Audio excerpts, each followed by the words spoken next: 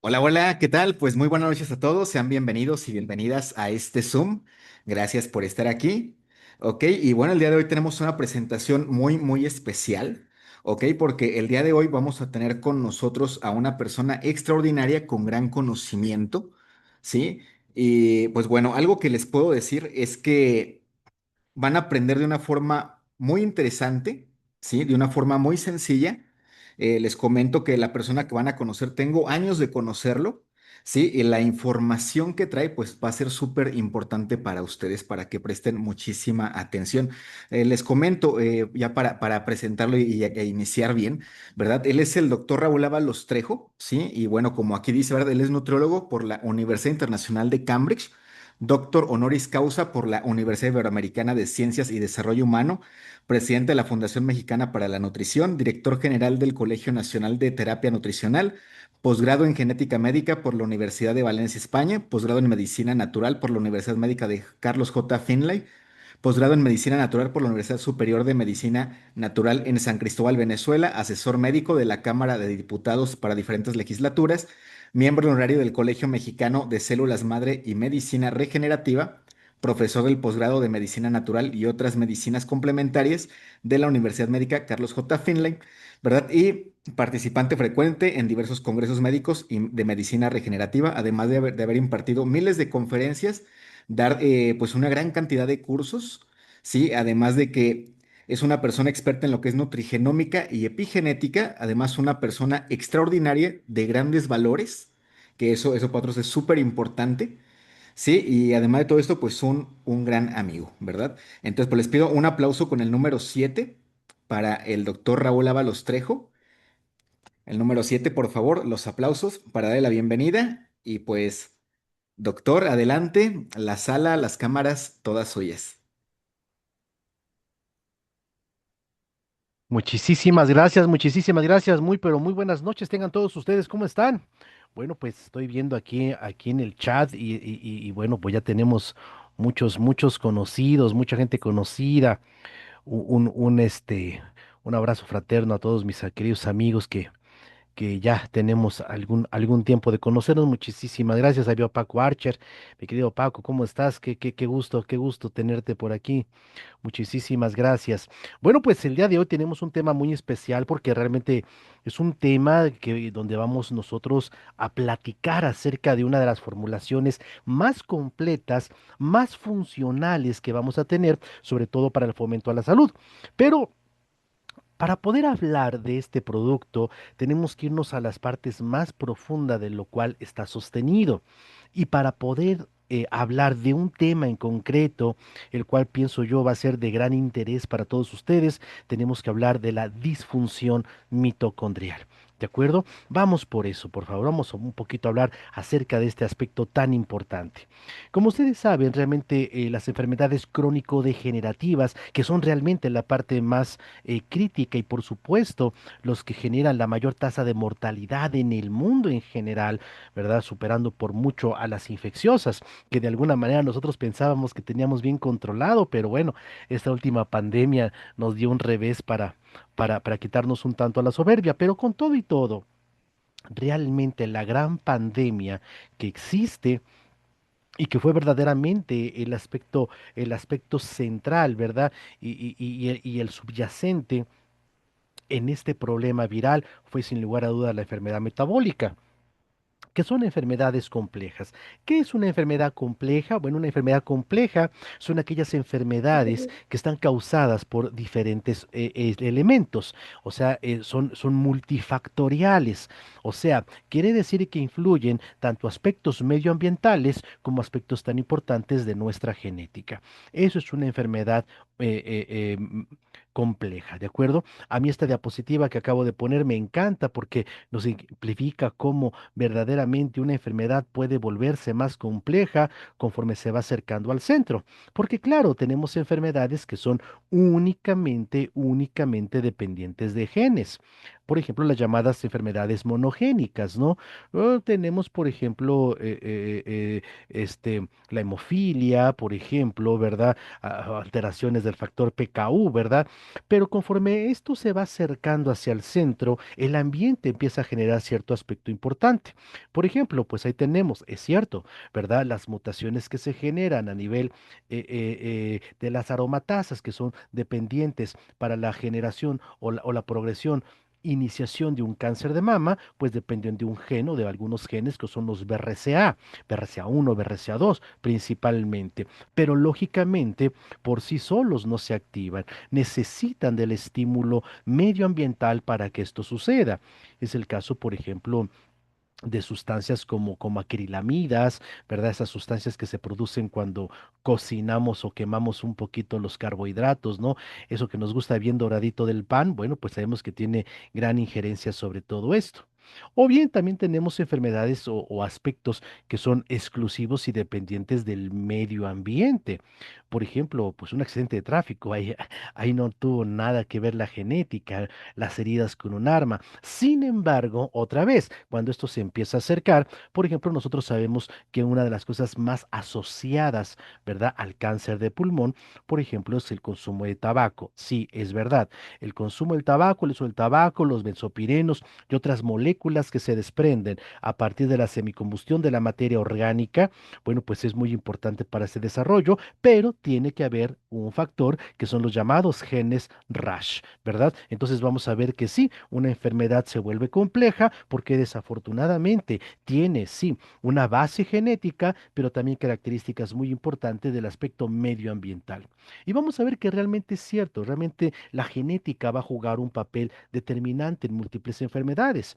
El grueso de las enfermedades crónico-degenerativas son enfermedades poligénicas. Imaginémonos que, por ejemplo, la enfermedad cardiovascular pues tiene 5.000 genes involucrados, el asma 3.000 genes, la mala memoria 140, y bueno, pues nosotros tenemos 3.000 millones de unidades de bases, ¿verdad? De nucleótidos en nuestro ADN que componen aproximadamente 22.000 genes, pues tenemos verdaderamente un aspecto sumamente complejo. ¿Por qué?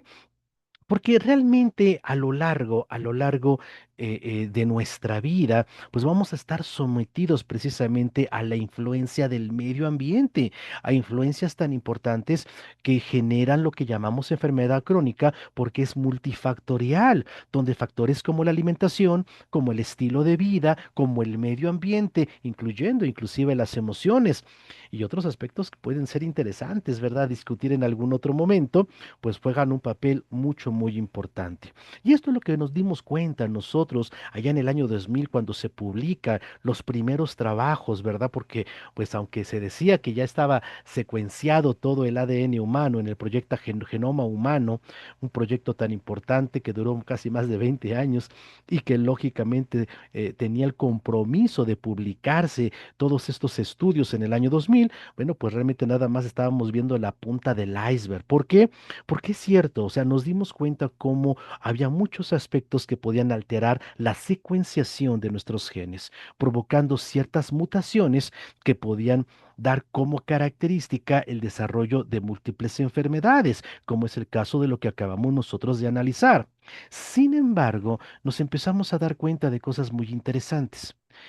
Por ejemplo, bien, para que un gen eh, se exprese, pues tiene que tener una buena codificación. Va a haber una cosa que llamamos región codificante, y en esta región codificante, como ustedes pueden ver, los genes tienen que estar, pues, nosotros llamamos amplificados, o sea, tiene que haber muchas copias del mismo gen para que esto se pueda amplificar.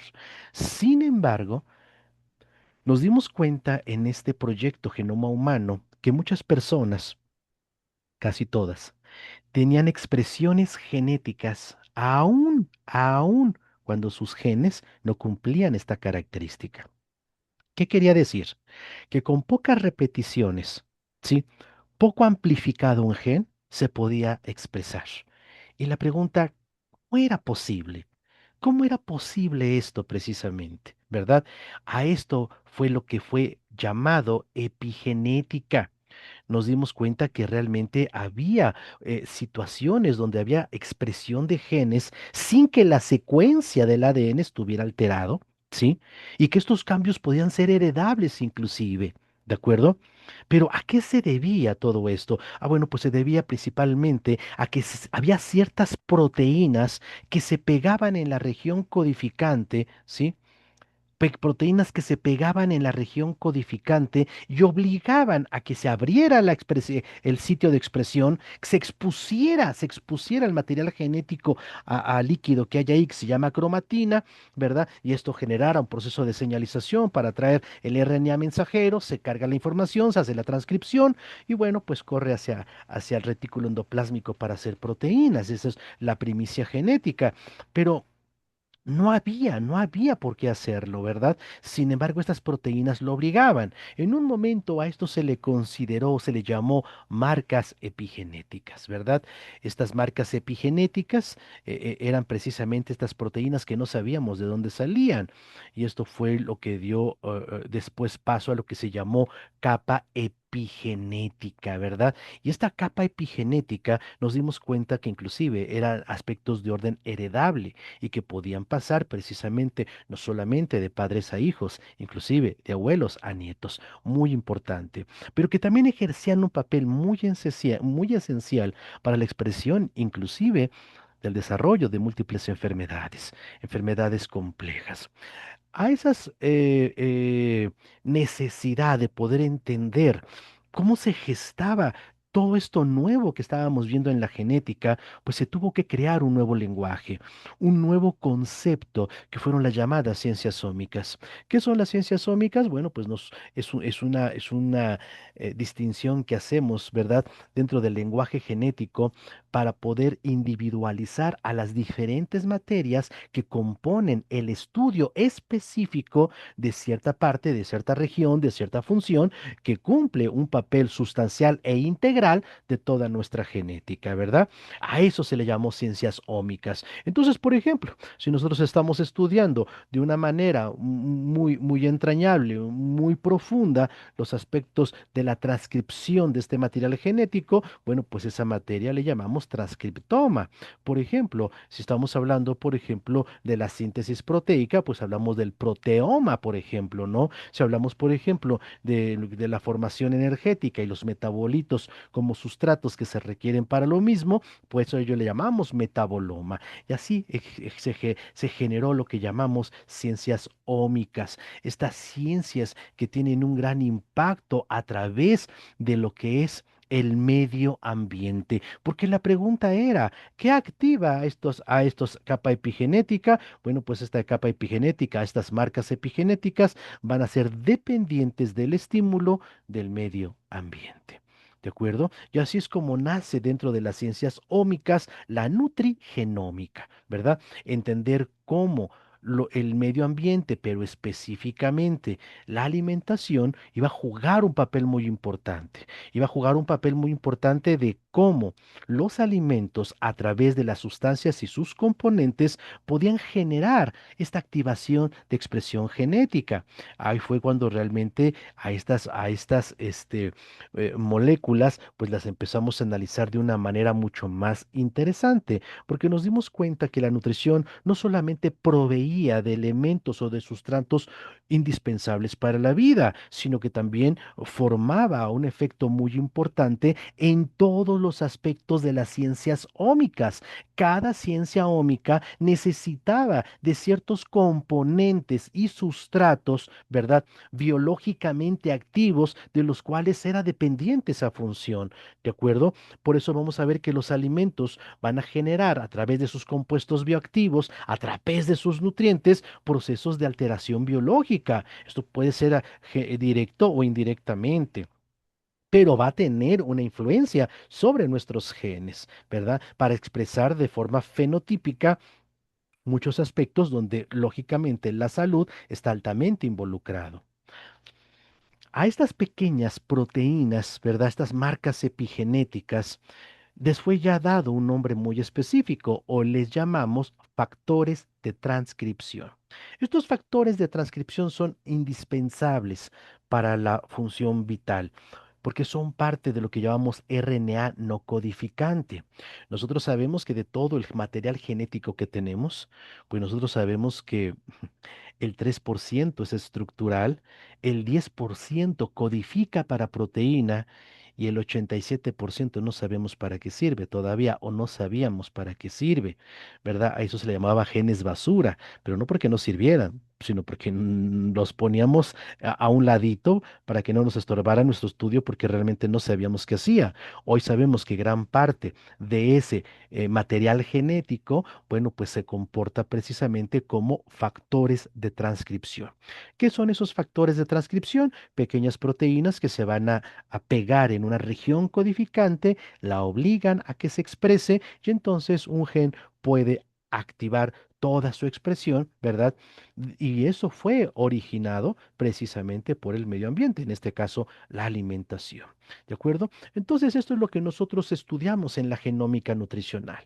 En la genómica nutricional estudiamos cómo la regulación de estos pequeñas modificaciones, estos polimorfismos, ¿verdad? Pueden controlar la expresión de inclusive de aspectos sumamente interesantes, sumamente benéficos y potencializadores para nuestra función biológica, pero también muchas sustancias pueden ser altamente dañinas, pueden activar ciertos procesos que hoy lo consideramos la base esencial, la base genética de las enfermedades que amenazan la vida. ¿Verdad? Entonces los nutrientes, los alimentos le hablan a nuestros genes, ¿verdad? Depende precisamente de el material de consumo humano que tengamos como alimentación, de lo cual depende el correcto comportamiento o no de nuestra genética. ¿De acuerdo? Eso es sumamente interesante.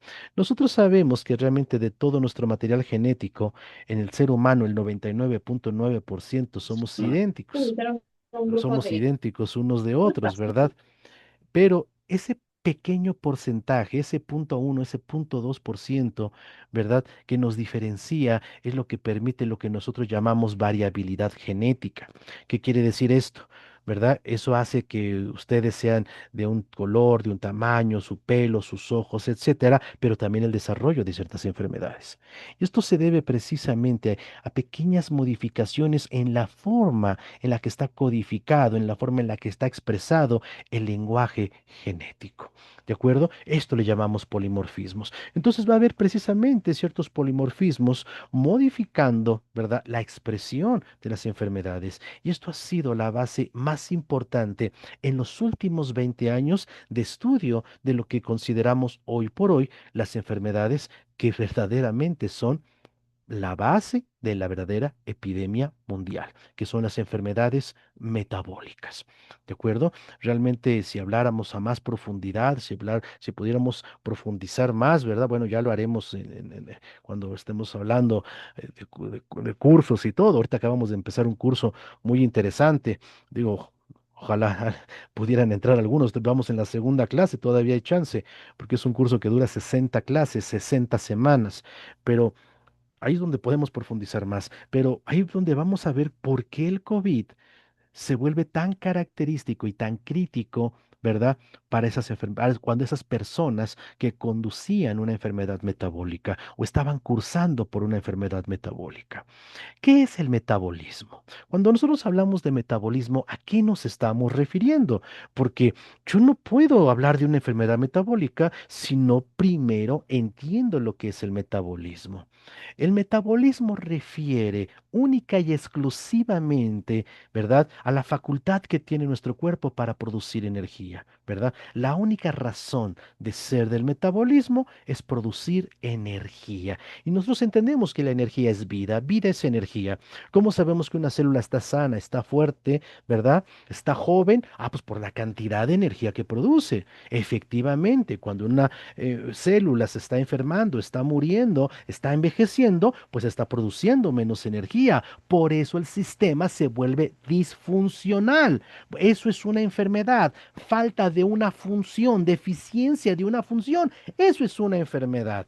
Y entonces la deficiencia de una función tiene que ver con la falta de energía. Y entonces la falta de energía es lo que conduce a lo que llamamos un proceso de orden metabólico. ¿Me explico? Y si me refiero a una enfermedad metabólica, entonces aquí hay algo muy interesante, que pues todas las enfermedades entonces son metabólicas. Eso es cierto. Toda enfermedad es por falta de energía. Sin embargo, a nivel médico, pues hay enfermedades que reúnen ciertas características para poder entender este concepto, ¿no? Enfermedades como las cardiovasculares, la obesidad, la diabetes, ¿verdad? El síndrome de ovario poliquístico, el propio cáncer, las reumáticas, etcétera. Entonces, son enfermedades que se caracterizan por una deficiencia energética. Y para poder entender esto, empezamos a crear ciertos conceptos que eran muy importantes, ¿no? Tenemos que entender que esto es muy complejo. Estos son aspectos de orden muy complejo, ¿verdad? Aquí vamos a dar pinceladas, vamos a hablar de los circuitos más indispensables para que esto suceda, porque lógicamente, si la célula no es capaz de producir suficiente energía, pues el órgano del cual depende, pues funciona mal, ¿verdad? Está deficiente. Y así es como se desarrolló un concepto muy importante para poderlo comprender, que les voy a ser franco, nadie entendió. O sea, el médico realmente, aún hoy por hoy, el grueso de los médicos sigue sin entenderlo. ¿Qué es el síndrome metabólico? ¿Qué es el síndrome metabólico? Bueno, el síndrome metabólico propiamente no es una enfermedad. Es una serie de características clínicas que son afines, ¿verdad? Fisiológicamente hablando, a todas las enfermedades que amenazan la vida. A ver, son características clínicas afines a todas las enfermedades que amenazan la vida. Bueno, si así se define, pues entonces, pues tenemos un sesgo muy grande en su interpretación. ¿Por qué? Porque la pregunta más importante es, ok, estas características, ¿qué es lo que están presentando? ¿De dónde vienen? ¿Qué representan? ¿Son efecto a consecuencia de qué? Me explico. Porque desafortunadamente, si verdaderamente se entendiera este concepto, pues entonces iríamos mucho más a las causas más profundas y no solamente a la forma. Me explico, ¿sí? Porque si bien es cierto lo que estoy mencionando, la propia literatura dice, con que la persona tenga dos o tres características de las que estamos mencionando, ya le podemos llamar síndrome metabólico. ¿Y luego qué? O sea, sí, le llamo síndrome metabólico y luego qué. ¿En qué momento estas características me sirven como diana de tratamiento, ¿verdad? Para darle atención a la gente. Porque perdónenme, el cáncer se sigue tratando como cáncer, la artritis como artritis, la diabetes como la diabetes, la hipertensión como hipertensión. ¿En qué momento todas estas enfermedades, ¿verdad? Comprendemos la base central de la cual se originan o de la cual se desprende como consecuencia lo que nosotros estamos evaluando como característica clínica, ¿verdad? El síndrome metabólico, bueno, pues vamos a ver que empieza a gestarse como estudio, pues desde 1920 con Killing allá en la Universidad de Texas, ¿verdad? Allá el doctor Killing se da cuenta que el paciente empieza a tener asociaciones. Por ejemplo, sí, tenía la glucosa alta, pero también la presión arterial alta y el ácido úrico, qué interesante, no se les olvide, ¿verdad? Bueno, pero ya para la década de los 40, ¿verdad? Pues vamos a ver que precisamente se empieza a interpretar de una manera diferente, se aumentan la distribución centrípeta de las grasas, ¿verdad? Entonces ya no solamente era el que sube la glucosa, de que sube la presión arterial, sino que subía el colesterol y los triglicéridos, ¿no? Lo que nosotros llamamos el cuarto, o que lo que se llamó en ese momento, ¿verdad? El cuarteto de la muerte. ¿De acuerdo? Que lógicamente es una cosa terrible como término. Ya para la década de los ochentas, Raven pues ya empieza a incluir términos más importantes como es la resistencia a la insulina, síndrome X, ¿verdad? O síndrome metabólico. O sea, entendemos que hay características que nos están refiriendo que la célula no está operando de manera funcional en la producción energética. ¿De acuerdo? Y entonces se presentan características como que, uno, obesidad androide, que a mí es un término que no me gusta, porque andros quiere decir varón, y no es que haya obesidad exclusiva del varón, es una obesidad donde la acumulación de grasa se hace en el vientre. Entonces le llamamos nosotros obesidad visceral, obesidad central. Digo, el término androide no me gusta particularmente, ¿verdad? Tenemos la resistencia a la insulina, que generalmente se considera un aspecto que no se entiende por qué, ¿verdad? Dislipidemias, o sea, suben las grasas malas, bajan las grasas buenas, hipertensión arterial sistémica, estado hipercoagulable,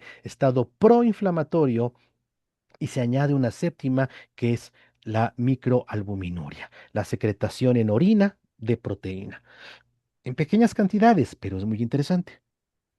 Entonces, basta y sobra con que el paciente tenga dos características. Yo no, tiene síndrome metabólico. Y luego, o sea, sí, tiene síndrome metabólico, pero ¿por qué tiene todo eso?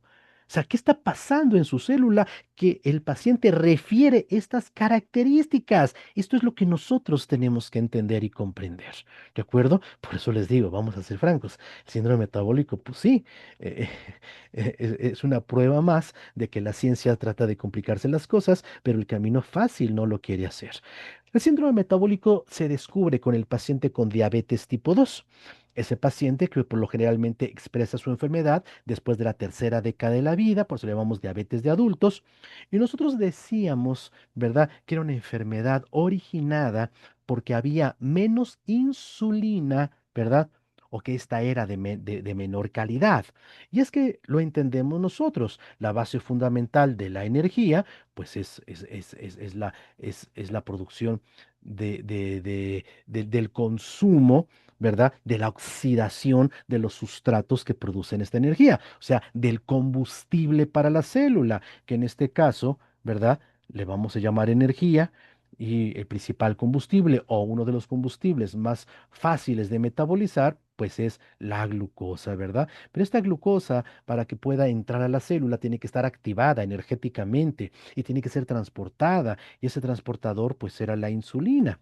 Entonces, para nosotros, muy importante entender que la glucosa debe de ser introducida hacia el medio interno por una serie de reacciones, ¿verdad? Donde el sodio juega un papel muy importante, los transportadores internos que llamamos GUTs, pues también juegan un papel muy importante, pero a final del día esta era el principio, ¿verdad?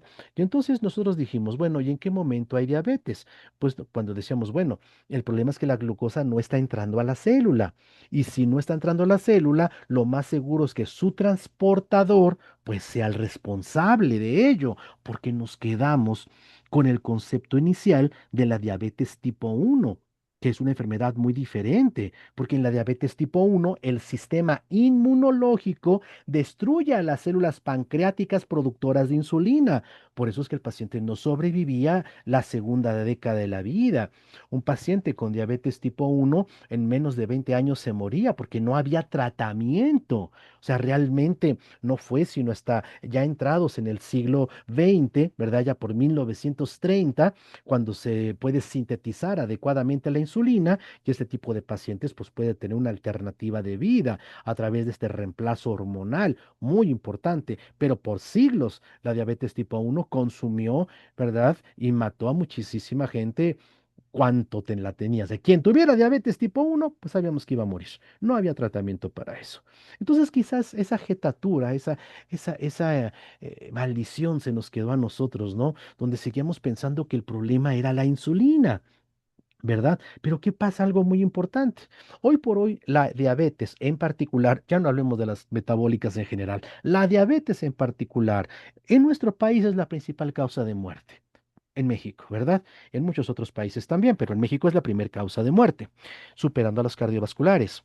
Quiere decir que aproximadamente del 10 al 12% de la población mexicana sufre de diabetes. Esto quiere decir que todos y cada uno de nosotros conocemos a una persona cercana que tiene diabetes o más. ¿Están de acuerdo conmigo? Y entonces aquí surge una cosa muy interesante, sí, de ponerle atención. ¿Por qué yo digo que al paciente con diabetes tipo 2, o sea, el paciente al de adultos, ya no el infantil, ¿sí? Le hace falta insulina? ¿Cuándo le hemos medido insulina al paciente con diabetes? Al paciente con diabetes, por lo general, no le hacemos pruebas de insulina, le hacemos pruebas de glucosa, ¿no? No de insulina. Cuando le empezamos a medir la insulina al paciente con diabetes, nos llevamos una sorpresa, que ese paciente con diabetes tipo 2, no insulino dependiente, tenía tanta insulina como una persona normal o más. Y entonces, ¿cuál es el problema? Ah, el problema no era la falta de insulina. Imagínate que la insulina es como la llave que le permite la entrada a las células de la glucosa para que esa glucosa se combustione, ¿verdad? Se queme, pues que no, a mucha gente no le, muchos puristas no les gusta la palabra quemar, ¿no? Dicen los sustratos se oxidan, no se queman. Ok. Está bien, pero digámoslo fácil para que la gente común y de a pie lo pueda entender, ¿verdad? Así como la gasolina se quema para mover y producir la energía para el coche, algo muy similar. Sí, es un proceso de oxidación, sí, es verdad, químicamente así se llama, pero vamos a hacer lo más sencillo posible esto, ¿de acuerdo? Entonces, ¿por qué cuando le hacemos pruebas al paciente con diabetes tipo 2 no insulino dependiente, pues nos resulta que su insulina es a veces tan normal como cualquier persona sana o inclusive hasta más? Ah, porque yo te dije, imagínate que la insulina es como una llave. Entonces el problema no es la llave, el problema es la chapa, o sea, ese receptor donde entra la insulina. Eso es lo que está dañado. Ya eso es lo que nosotros hoy conocemos como resistencia a la insulina. O sea, el problema no es que no haya insulina, el problema es que no puede entrar a la célula. ¿Me explico? Porque la membrana celular, que es donde está el receptor, está dañado. Entonces, si yo no le he medido insulina al paciente con diabetes, ¿por qué en la actualidad le sigo dando medicamentos que estimulan la producción de insulina? Si yo no estoy convencido que le falta insulina al paciente. O sea, sí, claro, le damos tolbutamida, glibenclamida, ¿verdad? Pero le damos, por ejemplo, análogos a incretinas, al GLP-1, por ejemplo, ¿no? Uy, sí, un medicamento muy nuevo, pero sigue siendo lo mismo. Sigue estimulando el páncreas para que se produzca insulina, cuando ese no es el problema. Es como si nosotros dejáramos la licuadora prendida todo el día. ¿Qué pasa? Pues termina por quemarse. Por eso, paciente con diabetes tipo 2 no insulino dependiente, después de 10, 8 años, pues el medicamento ya no le hace. Claro, porque ahora sí de verdad ya se agotó la reserva funcional de la célula. Ahora sí de verdad las células pancreáticas ya no están produciendo insulina, ¿verdad? Se acabó su reserva funcional. ¿De acuerdo? Entonces vamos a ver que este es uno de los principales problemas que nosotros tenemos, la percepción del aspecto de la salud. Pero vamos por partes, vamos por partes. La parte más crítica en el paciente con diabetes no es que se suba la glucosa. ¿Quién se muere porque la glucosa esté alta? Si usted y yo en este momento nos comemos un buen pastel con un buen chocolate porque es cumpleaños de alguien, júralo que la glucosa se nos va a ir al cielo. Pero ¿quién se muere por eso? No, el paciente con diabetes no se muere por eso. El paciente con diabetes se muere de las complicaciones que la enfermedad genera. Vamos a ver cómo se producen esas complicaciones. Aquí la pregunta más importante es, ¿qué le pasa a toda esta glucosa que no puede entrar a la célula? Por lo que quieras. Porque no hay insulina, es el caso, ¿verdad? O porque hay resistencia a la insulina. Lo cierto que al final del día la glucosa no puede entrar, ¿verdad? La glucosa se queda en el medio externo, ¿verdad? Ahí en la sangre, por eso la medimos y está elevada a una temperatura de 37 grados centígrados. Si tú alguna vez hiciste caramelo, te diste cuenta que para poder hacer caramelo simplemente calentaste el azúcar y listo.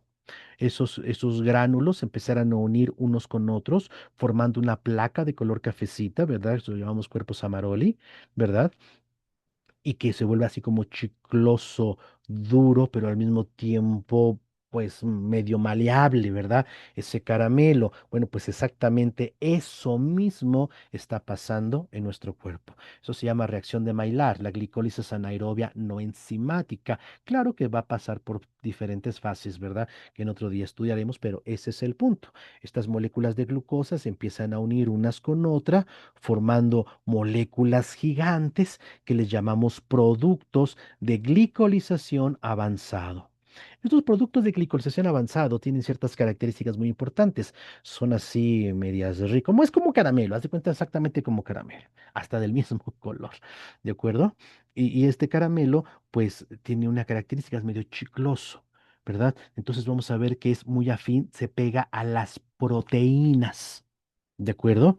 Y a esto le llamamos proteínas de glicolización avanzada, ¿verdad? Estos productos de glicolización avanzada son los que van y se pegan en la mácula y por eso el paciente tiene retinopatía diabética. Estos productos de glicolización avanzada son los que van y, por ejemplo, se pegan al sistema nervioso y por eso el paciente del sistema nervioso tiene neuropatía diabética. Estos productos de glicolización avanzada son los que se pegan, por ejemplo, en el sistema, en los riñoncitos del paciente y el paciente tiene nefropatía diabética.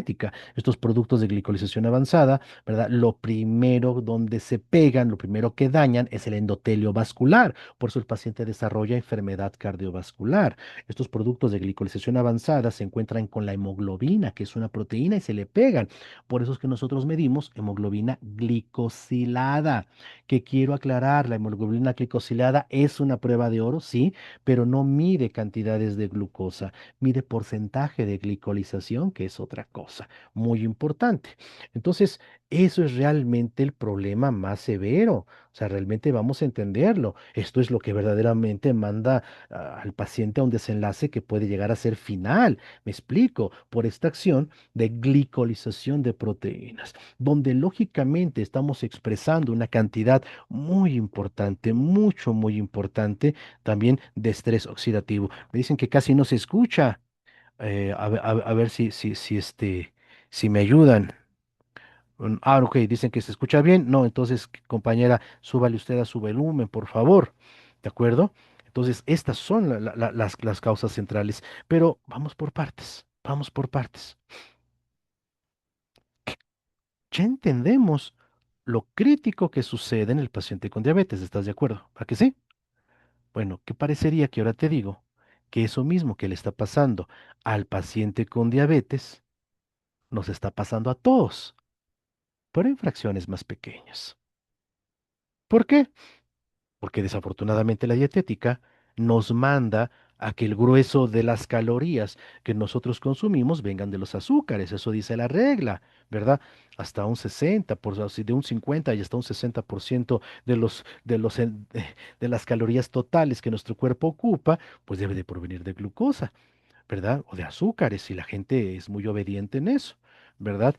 Prueba está en el que modelo convencional de alimentación, la base está en los carbohidratos.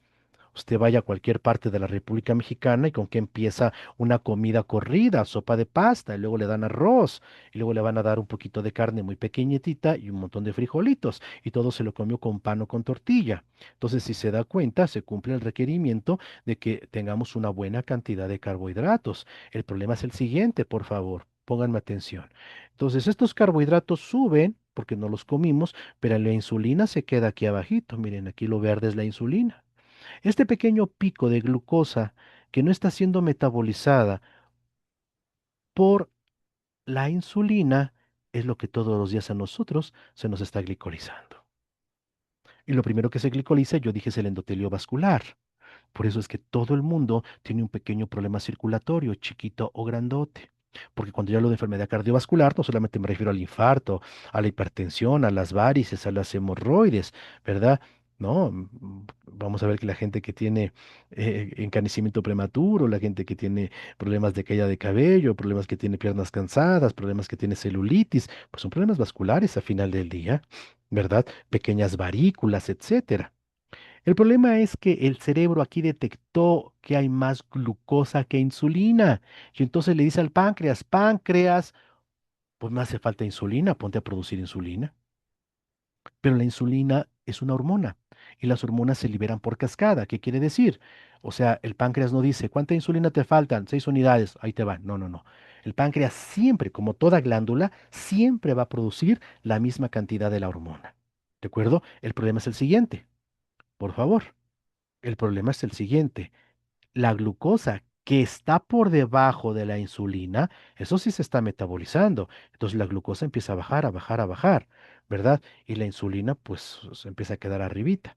Llega la cascada insulínica y entonces la glucosa baja hasta por debajo de los niveles basales.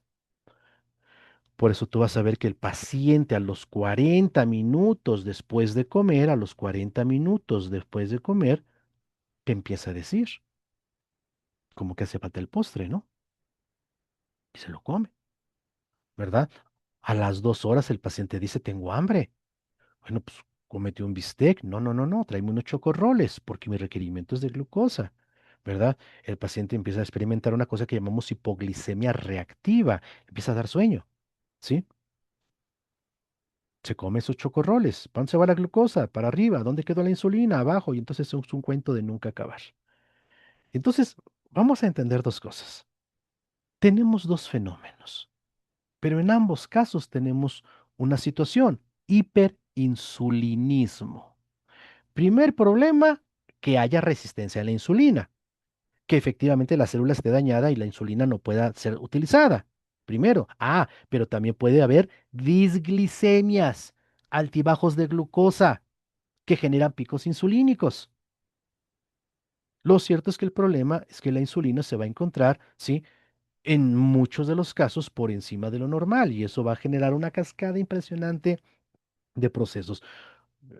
No me da tiempo de poderlos describir, pero ahí tenemos, por ejemplo, el síndrome de ovario poliquístico, tenemos el hígado graso, tenemos tantos y tantos y tantos problemas, ¿verdad? Que son dependientes de esto.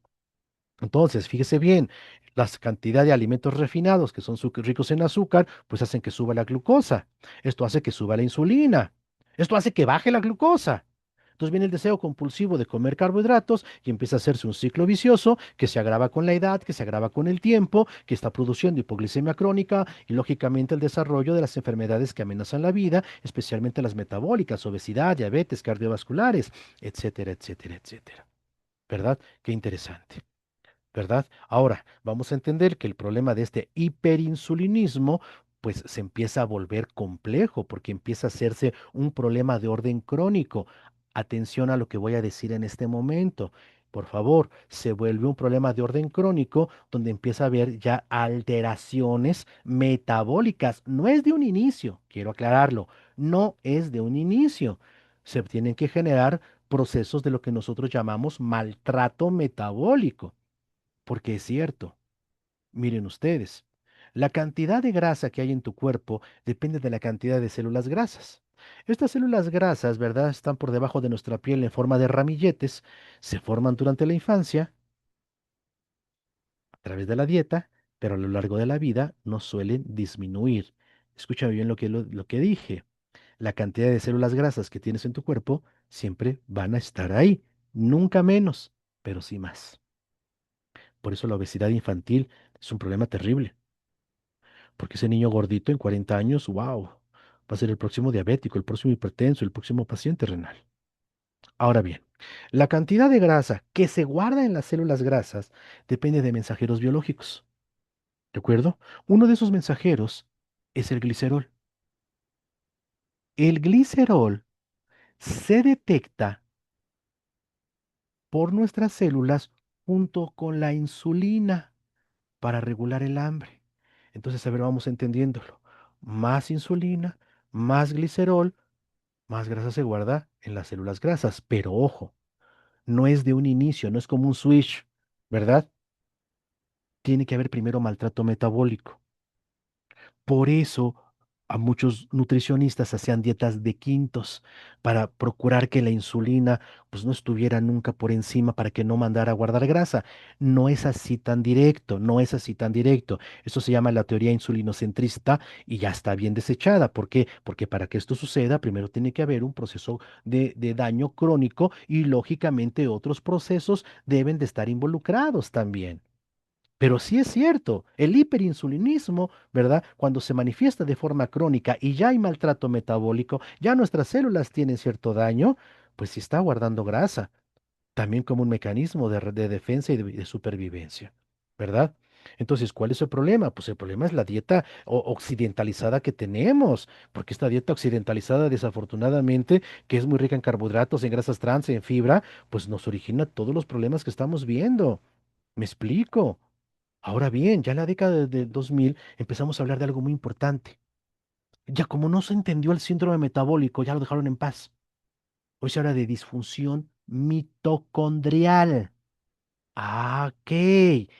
La energía, la mayor cantidad de energía se produce en la mitocondria. Y si la mitocondria está fallando, pues no se produce la energía para que la célula funcione. ¿Y por qué se produce la disfunción mitocondrial? Para mí fue maravilloso estudiarlo. ¿Por qué? Porque mira lo que dice. A nivel celular, la disfunción mitocondrial depende de una reducción del potencial de membrana eléctrico y químico de la membrana mitocondrial, del funcionamiento inadecuado de la cadena de transporte de electrones.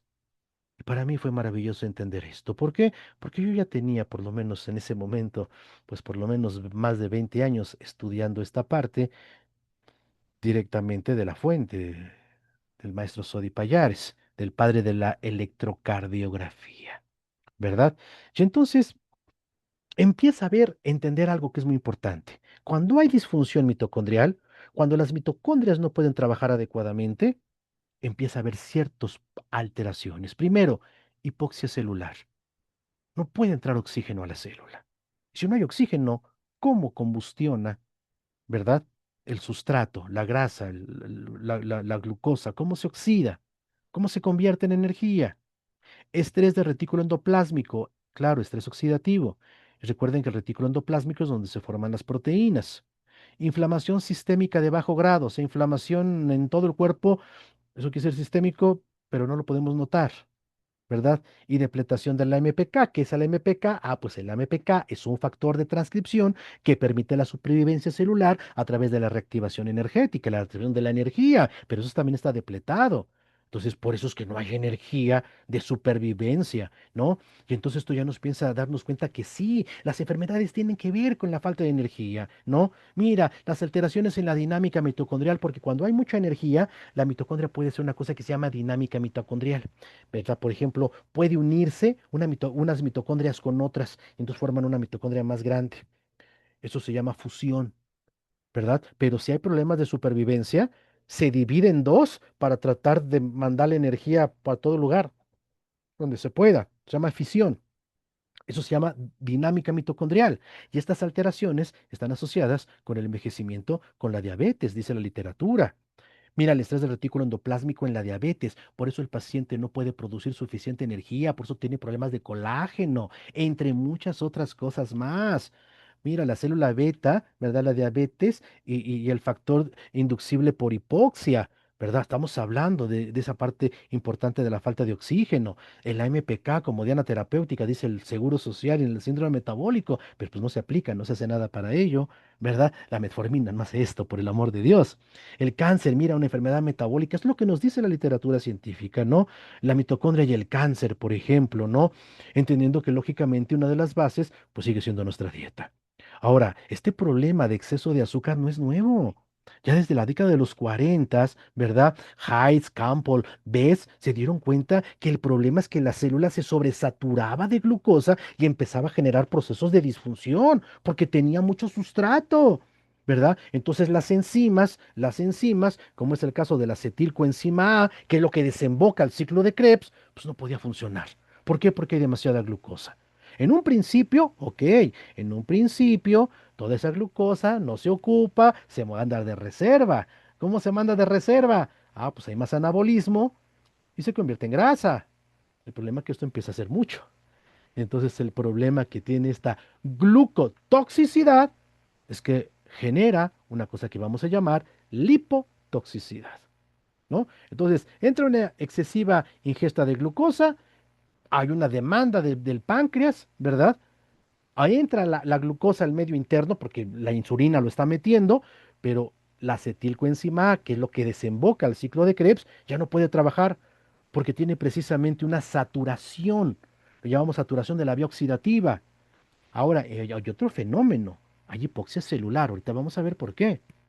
Y entonces, pues, no se puede quemar grasa, no se puede quemar azúcar, el azúcar se tiene que convertir en grasa y empieza a haber lipotoxicidad. Por eso el paciente se le subía el colesterol, por eso el paciente empieza a generar grasa visceral.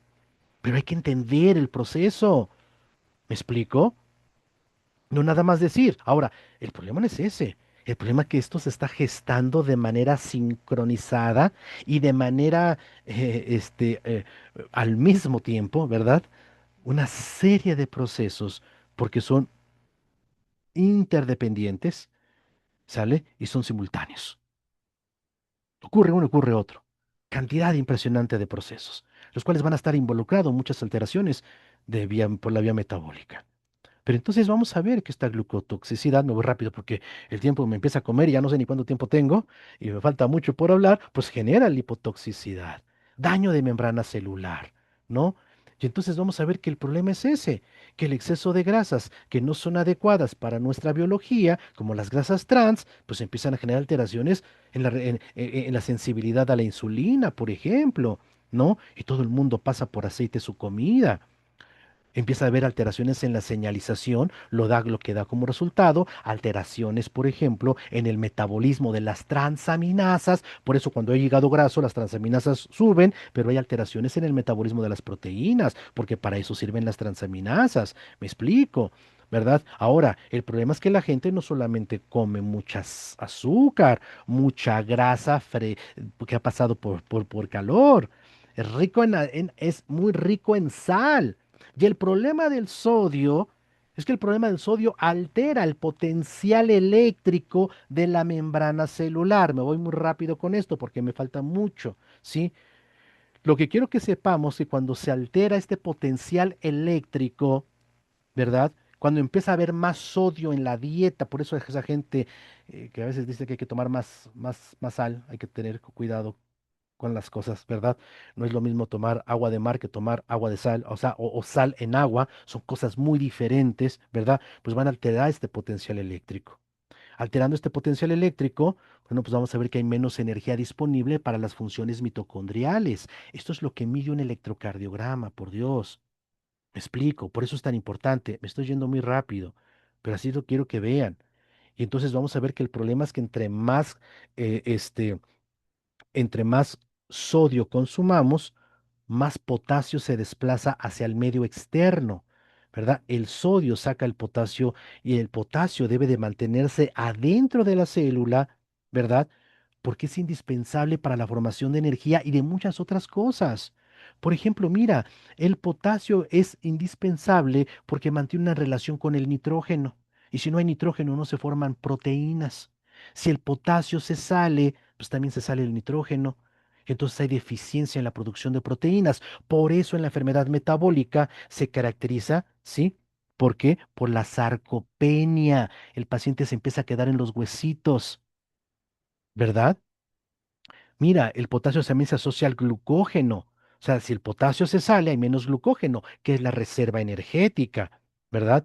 Si el potasio se mantiene adentro de la célula, se activan las reacciones que dan paso a lo que llamamos compuestos fosfatados como el ATP, que es lo que va a producir la energía celular, ¿verdad?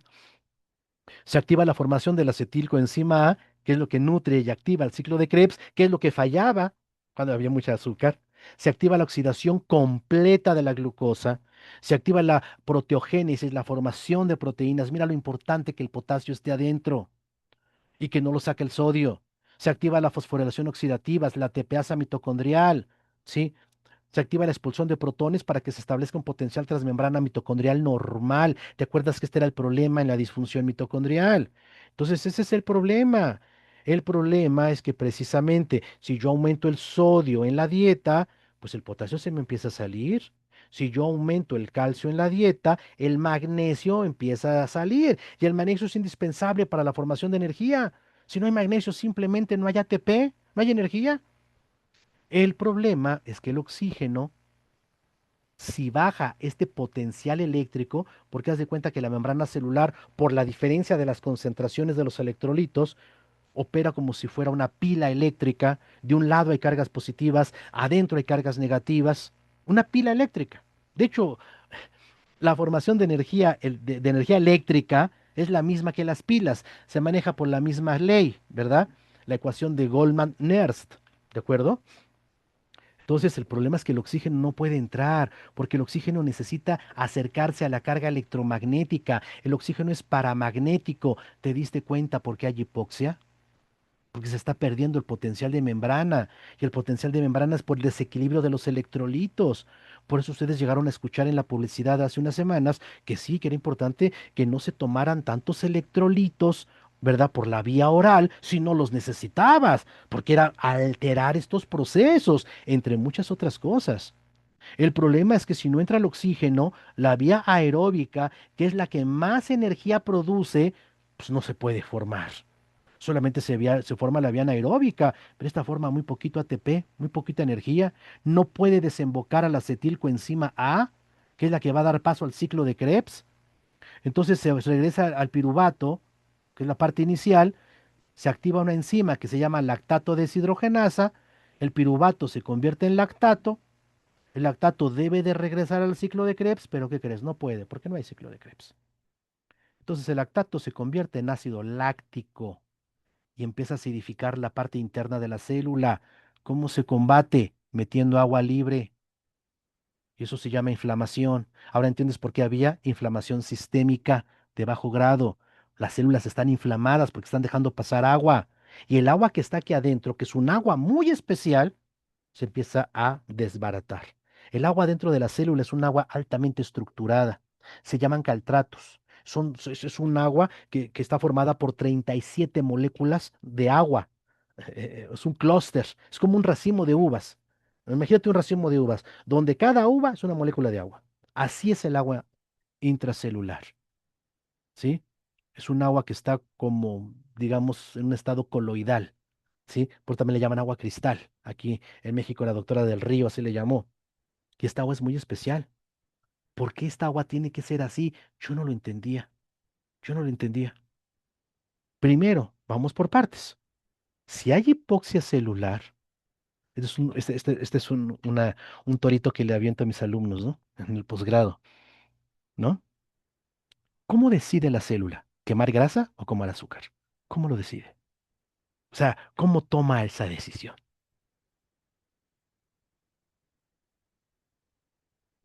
¿Mm? La respuesta es sencilla, por la cantidad de oxígeno que hay. Si hay hipoxia, pues entonces la ruta es diferente. Mira, la glucosa solamente demanda 6 moléculas de oxígeno, pero la grasa demanda 23. Mm, ¿Qué quiere decir esto? Que si hay poco oxígeno, si hay hipoxia, pues no se puede quemar grasa, no se puede oxidar grasa para los puristas. Ah, entonces empieza a haber alteraciones en los lípidos. Por eso sube colesterol, por eso sube triglicéridos, por eso hay grasa abdominal. Ah, ahora sí ya empezamos a entenderlo. Ya entendemos el síndrome metabólico, ahora sí. Pero hay que comprender todo esto. No nada más es decir, con dos características ya le llamo síndrome metabólico. ¿Y dónde lo aplico? Para toda la salud. Ahora, ¿por qué el agua intracelular? ¿Por qué el agua intracelular debe de ser caltratos? Miren, yo he escuchado tonterías bien, bien bárbaras, ¿no? Hay que tomar mucha agua para que tus células estén bien hidratadas. No, señor, mentira. El agua extracelular no debe de entrar en grandes cantidades a la célula. ¿Por qué? Porque si el agua entra en grandes cantidades, el agua reacciona químicamente con el oxígeno que esté entrando, que sea poquito, y forma peróxido de hidrógeno y un anión superóxido. El agua debe ser producida por la producción de energía celular, no por la entrada del medio externo. ¿Me explico? Esto es muy importante. Más energía, más agua, más vitalidad. Eso es muy importante. Entonces, nosotros lo que necesitamos es hacer cambios sustanciales. Cambios verdaderamente radicales en los procesos, cambio de alimentación, la actividad física. una psique mucho más saludable. Pero dentro de la alimentación, vamos a ver que en procesos de deterioro, pues la alimentación ya no puede cubrir los requerimientos. Tenemos que echar mano a una suplementación racional, científica y basada en evidencia. ¿Me explico? Que eso es realmente lo que ha hecho falta. Un aspecto de orden funcional y racional. Por eso cuando a mí me invitan, querido amigo, ¿verdad? A este proyecto desde hace ya algunos años, bueno, pues yo me siento muy contento. ¿Por qué? Pues porque aquí permitimos que desarrollar formulaciones que nos permitan ir a la raíz. Por eso cuando ustedes me pregunten, oiga, ¿para qué sirve el producto? ¿Qué cura el producto? No, el producto no cura nada. Fomenta la salud, que es diferente. ¿Por qué? Porque nos va a permitir regenerar y generar modificaciones en la disfunción mitocondrial. Y si yo genero modificaciones en la disfunción mitocondrial, permito que la célula tenga más energía. ¿Y con eso qué beneficios? Pues la enfermedad que quieras. La enfermedad que quieras es por falta de energía. Entonces, ¿dónde lo vamos a poder ocupar? En la enfermedad que quieras. Así sean las infecciosas. ¿Me explico? Ahora, vamos a ver por qué estoy diciendo todo esto. Bueno, pues lo estoy diciendo porque efectivamente tenemos una formulación muy bien desarrollada, donde va a prevalecer la cisteína, el gluconato de potasio, entendamos por qué, la vitamina C en forma liposomal, ahorita vamos a verla por qué, el ácido glutámico, la glicina, glicinato de magnesio, treonato de magnesio, citrato de magnesio, gluconato de magnesio, coenzima Q10, ácido alfa-lipoico, cúrcuma, vitamina E, lactobacilos complejo B, ¿verdad? Bueno, las 8 vitaminas básicas del complejo B, el zinc, la astaxantina, el selenio, el selenio en su forma quelatada, que es el selenio metionina. ¿De acuerdo? ¿Por qué es tan importante esto? Bueno, vamos a verlo cómo operan en el cuerpo estos nutrientes de una manera importantísima para lo que acabamos nosotros de ver, para lo que nosotros acabamos de entender, lo que es la disfunción mitocondrial y cómo es sí la base de todas las enfermedades que amenazan la vida, ¿verdad? Porque todas son por falta de energía, todas son por inflamación, todas son por estrés oxidativo, básicamente. Entonces tenemos que utilizar mejor a la glucosa. ¿Verdad? Y esto lo vamos a hacer de una manera muy importante. Por ejemplo, el zinc. El zinc va a jugar un papel muy importante junto con el cromo, junto con el vanadio y otros nutrimentos para formar una pequeña proteína que se llama GTF, el factor de tolerancia a la glucosa, lo que va a permitir la entrada de la glucosa hacia la célula, ocupando adecuadamente el receptor. Pero no solamente eso, el zinc es básico para prácticamente todas las enzimas, para prácticamente todas las hormonas, ¿verdad? Y de enzimas me estoy hablando, por ejemplo, tan importante como la glutatión peroxidasa, estoy hablando de hormonas como la propia insulina o las hormonas tiroideas. Ahora, el problema es lo siguiente, porque, ok, todo el mundo hoy, si tú vas a un congreso de nutrición o un congreso de medicina de enfermedad metabólica, vas a escuchar resistencia a la insulina, glicolización de proteínas, estrés oxidativo. Eso es como la parte central. Muy bien. ¿Y qué se da para la glicolización de proteínas? Ese es el problema. El problema es que las proteínas se siguen glicolizando y el paciente empieza a seguir a final del día dañado de su riñón, de sus ojitos, etcétera. Debemos de trabajar en ese sentido. Y uno de los elementos más importantes va a ser el ácido alfa-lipoico. El ácido alfa-lipoico, que también se conoce como ácido tióctico, es una molécula muy interesante, primero, porque es un gran antioxidante. Tú sabes que la vitamina E es muy poderosa como antioxidante, sí, pero ¿qué crees?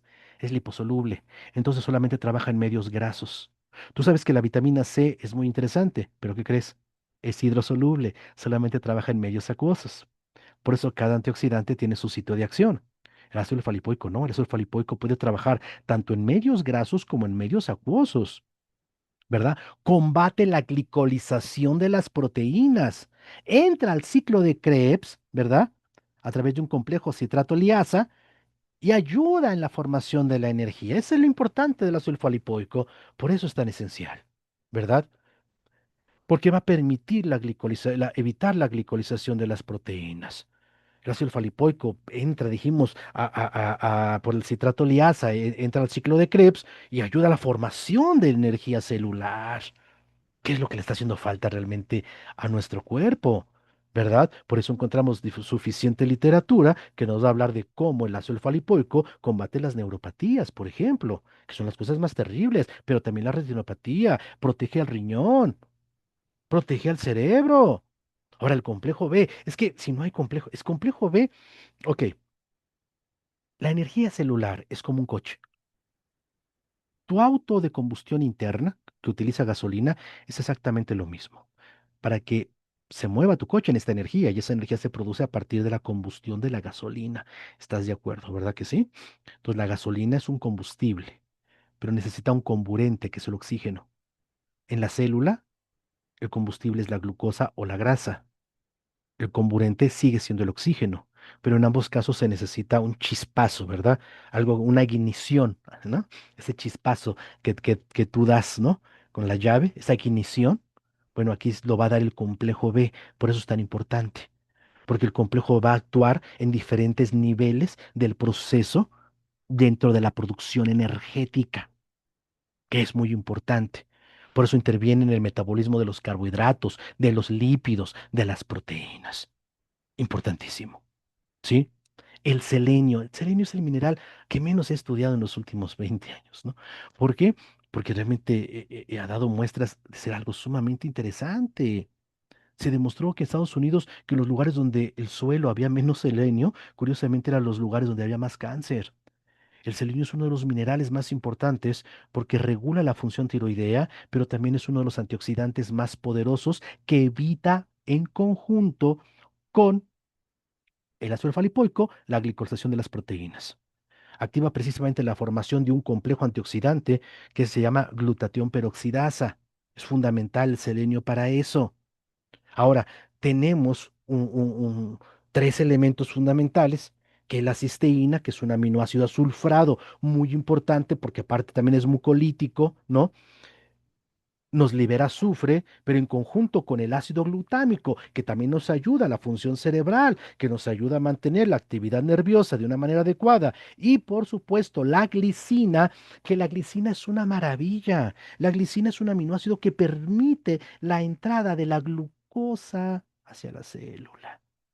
Pero cuando se combina con los otros dos, cuando se forma este tripéptido, que es el ácido glutámico, la cistina y la glicina, se vamos a formar glutatión, que es el antioxidante maestro del cuerpo, que es uno de los principales elementos de detoxificación, sobre todo de metales pesados hacia la célula, que regula la respuesta inmunitaria, que regula el proceso inflamatorio, que protege precisamente, ¿verdad? Las partes más sensibles a nivel del cromosoma, ¿verdad? Como es el núcleo celular, su material genético para que no haya corrupciones.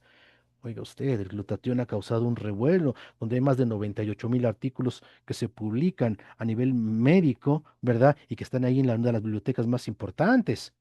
¿Sí? Precisamente el glutatión es fundamental para la regulación del estrés oxidativo, que es determinante tanto en el síndrome metabólico como en la disfunción mitocondrial, ¿no? Aquí vemos la importancia que tiene el estrés oxidativo, controlar el estrés oxidativo, cosa que no hace la medicina convencional, desafortunadamente. Por eso yo digo, necesitamos una medicina integrativa. No, yo no estoy diciendo que el paciente deje sus medicamentos, no. Primero que revise que le estén dando lo más adecuado, pero que se apoye con nutrición, que se apoye con su alimentación, que se apoye con la actividad física. Eso es lo que nosotros promovemos, ¿verdad? Ahora, el gluconato de magnesio. Bien, el gluconato, el magnesio dijimos que era el mineral esencial para la producción de energía, ¿te acuerdas? ¿Sí? ¿Por qué? Porque tenemos la molécula de ATP, tenemos el ATP, ¿no? Tenemos una molécula de adenosina y tres fósforos. Un fósforo, dos fósforos, tres fósforos. Pues se llama adenosin trifosfato. Y de esta molécula se va a desprender la energía. ¿Cómo? Ah, pues llega un magnesio, rompe un enlace, ¿sí? Del fósforo, lo desfosforiliza, ¿verdad? Y esta ruptura es lo que libera la energía libre, ¿sí? Que es lo que nos sirve para las funciones biológicas. Si no hay magnesio, el ATP simplemente no libera la energía que se necesita. Entonces imagínate la importancia que tiene el magnesio. Dicen es que el magnesio participa en más de 400 reacciones enzimáticas. No me importaría, con esa sería más que suficiente. Si no hay magnesio, no hay energía.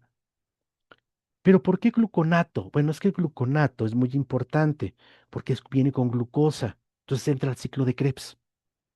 Es fácil que se capte el ciclo de Krebs. ¿Sí?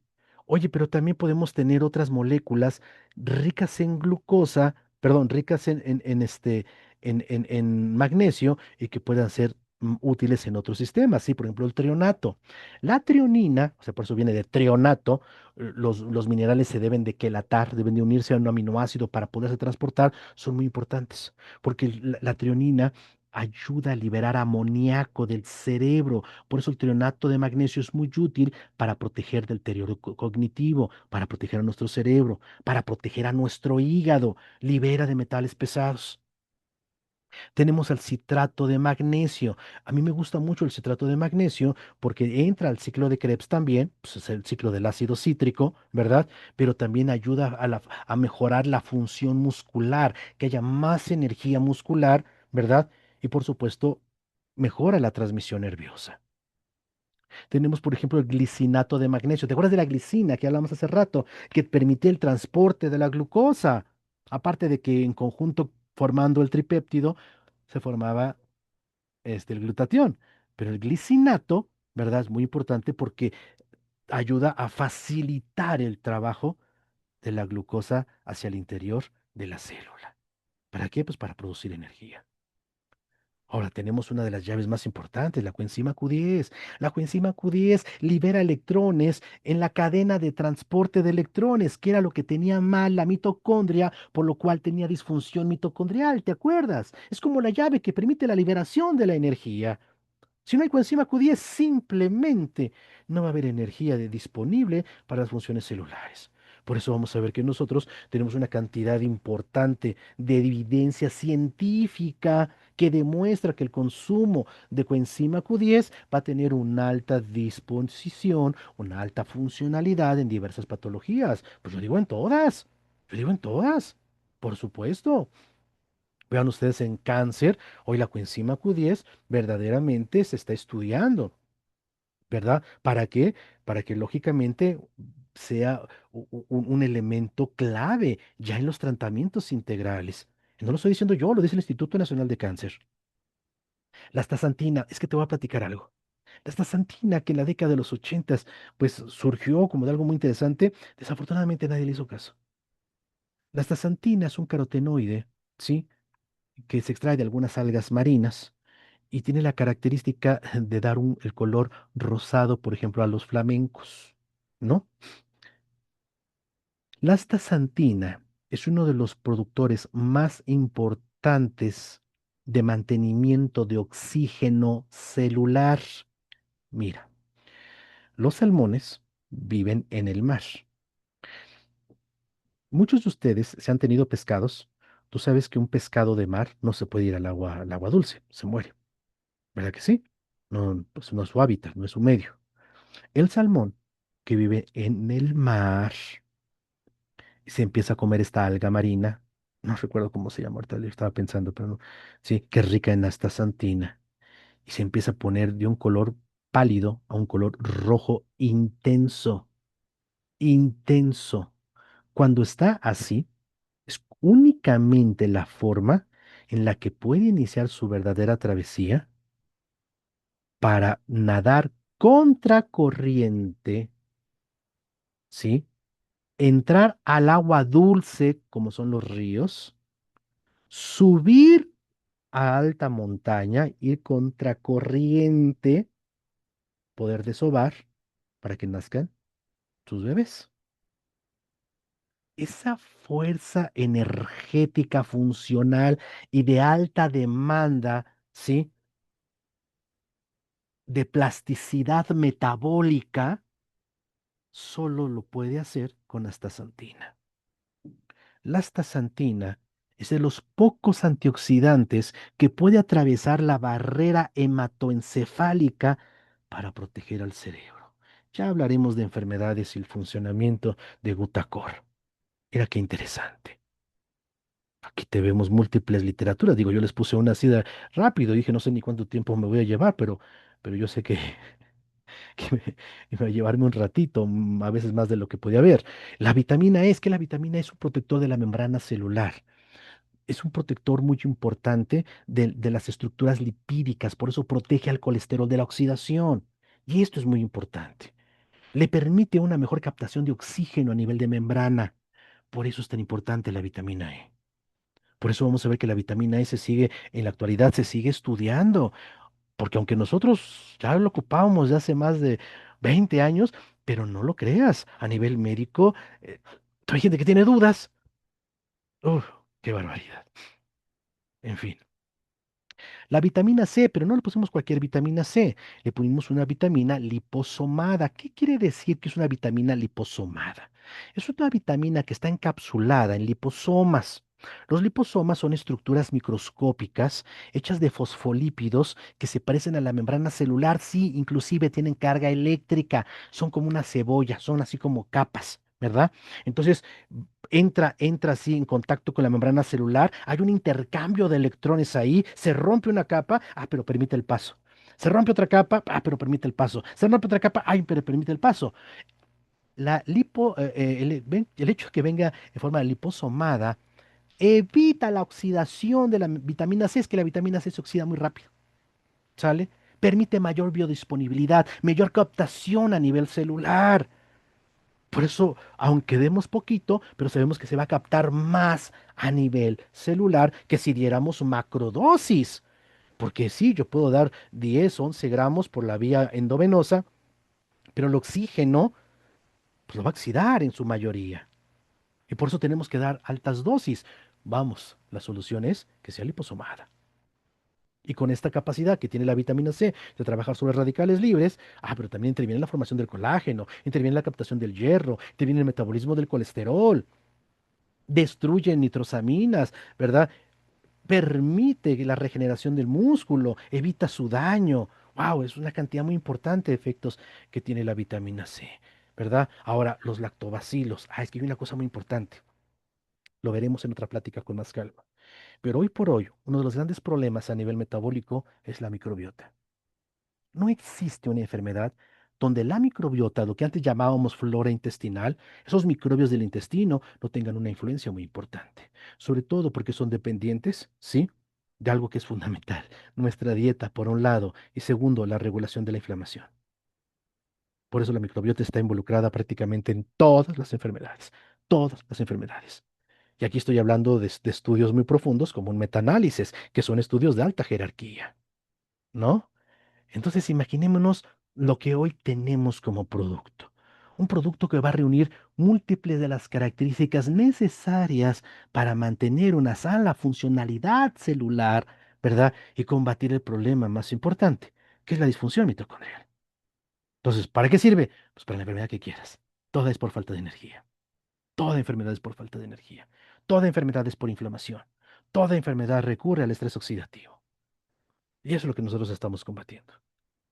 Ya después empezaremos a hablar de enfermedades en específico y cómo va a actuar. Ahorita simplemente era poder entrar en contexto, pero para mí era muy importante verlo desde el punto de vista académico, ¿verdad? Para entender por qué tenemos productos de alta calidad, entendiendo y comprendiendo, ¿sí? Que deben estar sustentados en evidencia científica, ¿verdad? Y que sus fórmulas deben de ser racionales. Pues muchísimas gracias. ¿Verdad? Muchísimas gracias por estar aquí, muchísimas gracias por este espacio, ¿verdad? Mi querido Salvador, muchísimas gracias por invitarnos. Y pues bueno, si hay algunas dudas, con todo gusto, las resolvemos. Adelante, claro que sí. Muchísimas gracias. Muchísimas gracias, doctor. Y primero que nada, pues un aplauso con el número 7. Que de hecho ya lo Muchas empezaron a gracias. poner, ¿verdad? Muchas gracias por tan valiosa información. Y pues como dice el doctor, ¿verdad? Adelante, cualquier duda que tengan, por favor, ahora es momento de exponerla, ¿verdad? Dudas que tengan, adelante. ¿Alguien quiere a través del chat o abrir sus micrófonos? Con todo gusto. Estimado Raúl, Paco Archer saludándote. Querido Paco, ¿cómo estás? Qué gusto escucharte, amigo. Qué Igual, gusto. mira, se fue la luz aquí en donde estoy en Ok. Querétaro, una lluvia tremenda, se nos Oh, fue el internet, dije, no puede ser, y que se nos ocurre poner los datos con mi celular y es como seguimos escuchándote. Mis respetos, mi querido Raúl, de verdad eres un gran maestro, te conozco de años y no sabes qué impresión me he llevado el día de hoy. O sea, una superación que has tenido, pero de una manera además como explica las cosas que te entiende cualquiera. Así es ujú. que te felicito y te doy un reconocimiento por ese liderazgo que tienes y ya estaremos ahora sí que escuchándote, seguir escuchándote y me da mucho gusto. Saludos a la familia y de verdad me has dejado muy emocionado. Tú sabes, soy diabético, me hiciste ahorita despertar una conciencia, mi hermano, como no te imaginas. Paquito, tú sabes que te aprecio muchísimo, te admiramos mucho en casa. Voy a llevar tus saludos a casa porque pues sabes que en casa te aprecian bastante. Yo lo sé. Muchísimas gracias por tus palabras y claro, estamos aquí a tus órdenes. En lo que podamos servirte, estaremos listos para atenderlo. Claro que sí. Muchas gracias. Adelante, Alguien ta- Martín, que levantó la mano. Exactamente. Sí, claro que sí. Pues primero que nada, doctor, mucho gusto y muchas gracias por su participación, muy clara. Como dice el buen amigo, yo también tuve problemas de la diabetes, cosas que realmente se están afinando, pues buenísimo, ¿no? Entonces, pues claro, más gusto me da que dentro del producto, el productazo que tenemos por ahí a la mano nos va a liberar mucha parte de todo esto. Viva glutatión. Pues bueno, seguiremos dando pláticas. Ya nomás me pongo de acuerdo con mi querido amigo. Salvador Chavita para ver cómo hacemos toda una academia de aprendizaje, ¿no? Para que tengamos herramientas para poder hacer una comercialización saludable, una comercialización seria, una comercialización ética y que de verdad, pues los dividendos, pues valen la pena, ¿no? O sea, digo, si hay gente que lucra con la salud de manera deshonesta, ¿por qué no hacerlo de forma honesta, ¿no? ¿Por qué no hacerlo de forma honesta? Vale la pena. Muchas gracias. Estoy para A servirle. usted, doctor, muchísimas gracias. Martín Rocha de Hidalgo de la ciudad de Parral, Chihuahua. Un placer. Muy bien. Aquí en el chat dice Romelia, a ver si dije bien, si no, una disculpa. Muy buenas noches. Mi pregunta es, ¿se puede tomar metformina? Sí, claro, se puede tomar metformina con este, con el producto. Sí, claro, por supuesto. Por supuesto, sin ningún problema, sin ningún problema. Me gustaría mucho esa combinación, de hecho. Dolly, adelante. Glutacor, glutacor. ¿Alguien más? Dolly está levantando la mano, pero falta el micro. Ya, Dolly, adelante. Cámara, no sé qué pasa, pero bueno, no tenía el privilegio de conocerlo, doctor. Fue desdoblando la explicación desde manera científica hasta llegar al punto donde los plebeyos podemos entender un poco sobre esta situación. Me agradó muchísimo. Yo soy una persona que me encanta desde niña lo que implica la salud y de poder entender muchas cosas y ayudar a muchas personas. Entre ellas, la primera sería yo. La conciencia que ha despertado en cuanto a llegar a la disfuncionalidad mitocondrial, que pudiéramos decir que es la base de toda una serie de enfermedades por falta de energía y por falta de todo lo que usted mencionó. Me fue desglosando de tal manera que entiendo, no a grado cabal, porque sería muy ilusorio decirlo, pero sí a un grado mortal y volver a repasar y repasar lo que usted mencionó para poder entenderlo un poco más y poder despertar conciencia en las personas que todos necesitamos hacer cambios, cambios en cuanto primeramente a de alimentación, de implementar en esa dieta el ejercicio como parte básica y bueno, de cuidarnos y ver resultados con este producto que usted al final explica cada uno de los beneficios que tienen los ingredientes de Glutacor y que creo que está corto, está sintetizadísimo, pero muy concreto y claro. Y agradecerle, ¿verdad? Poner sus conocimientos, toda su experiencia y todo su currículum que nos yo creo que quedó corto. No había tenido nunca el privilegio de conocer a una persona con tanto conocimiento y hacer las cosas muy fáciles de entender. Muchas Muchas gracias. gracias. No, muchas gracias a usted por sus palabras. ¿Alguien más? ¿Alguna otra pregunta?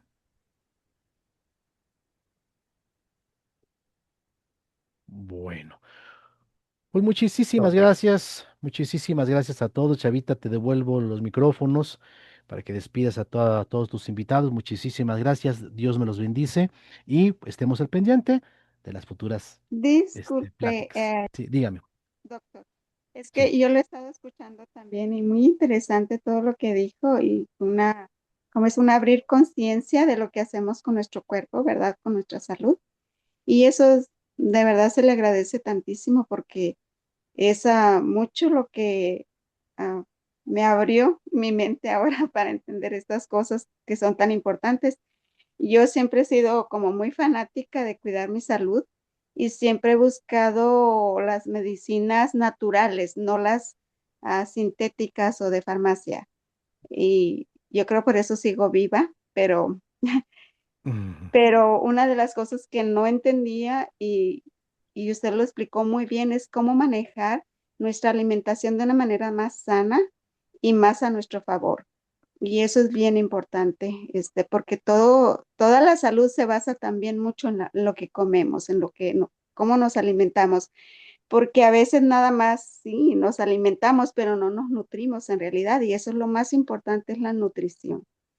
Y una de las cosas es que yo he estado teniendo un poco de problemas con uno de mis riñones y yo no tengo diabetes, no tengo alta presión, no tengo nada mm. de eso, pero estoy teniendo un problema, no serio, pero sí he notado algo en eso y no quiero dejar que eso ¿cómo se dice? Se agrave o se empiece a hacer más fuerte. Entonces me gustaría saber qué es lo que puedo hacer yo al respecto para mantener ese riñón saludable, porque Bien, ahorita está empezando. lógicamente que para darle una respuesta más sensata, más concreta, necesitaría conocer un poquito más de su caso. Me gustaría mucho ver cosas clínicas, por supuesto, ¿verdad? Pero Ujú, apuntalando la pregunta que también ya me hicieron en el chat, ujú, ¿cómo es la mejor forma de tomar el producto? Bueno, yo recomendaría de una y hasta tres cápsulas al día, ¿verdad? En situaciones donde no hay tantos problemas, bueno, pues yo mandaría dos diarias, ¿verdad? Pero ya si hay una situación un poco más severa, yo mandaría hasta tres cápsulas al día con los alimentos, ¿verdad? Sería la forma más óptima de poderlo disponer. Pero va a depender mucho de las características especiales de la persona, ¿verdad? Entonces, si usted gusta ponerse en contacto con su servidor, con todo gusto, ¿verdad? ujú. Yo estoy para servirle con todo gusto, claro que sí.